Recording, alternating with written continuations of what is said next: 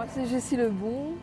Il vient de la plaine des Cafres, le 27e kilomètre. Derrière la maison du Volcan, il est important parce que le 27e kilomètre, il est bien loin du tampon, de Saint-Pierre et tout ça. On a 36 ans, 37 ans bientôt. Et moi, les médiatrices par la nature et l'aventure. Et dans Un pied devant l'autre, moi, les conjointes collaboratrices. En fait, moi, depuis l'âge de mes 16 ans, m'y rêvais, pas secrètement, mais concrètement, m'y rêvais d'être éducatrice spécialisée. C'était mon métier, quoi, dans ma tête.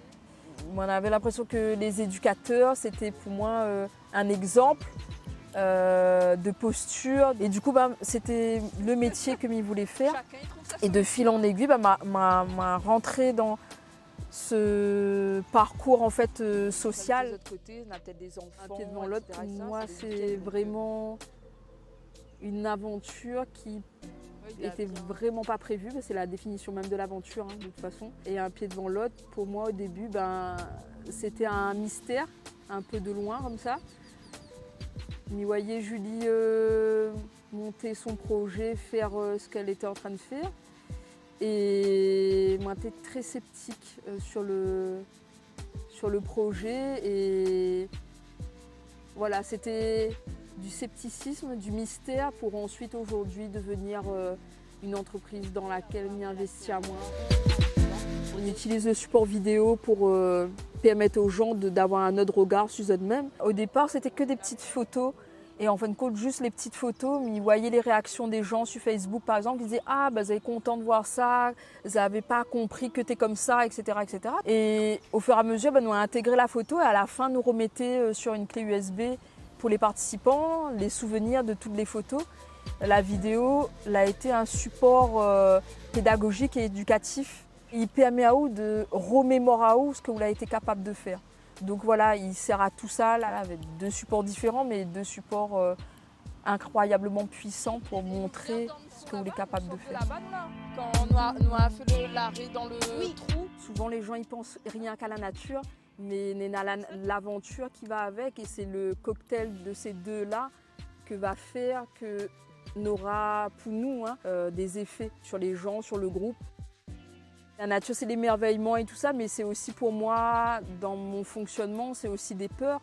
Des peurs parce que il peut être ridicule comme ça, mais moi, très peur des crapauds. Et de mettre un pied dans la nature, c'est déjà un défi pour moi, parce que je ne sais pas à quel moment je va tomber sur un crapaud. Et là, ça va être gestion de mes émotions, gestion de mes peurs. Et en plus, si nous sommes dans un accompagnement avec des groupes, il faut vraiment gérer soi pour pouvoir gérer le groupe. Donc voilà, donc ça c'est le défi déjà à cette première étape pour moi.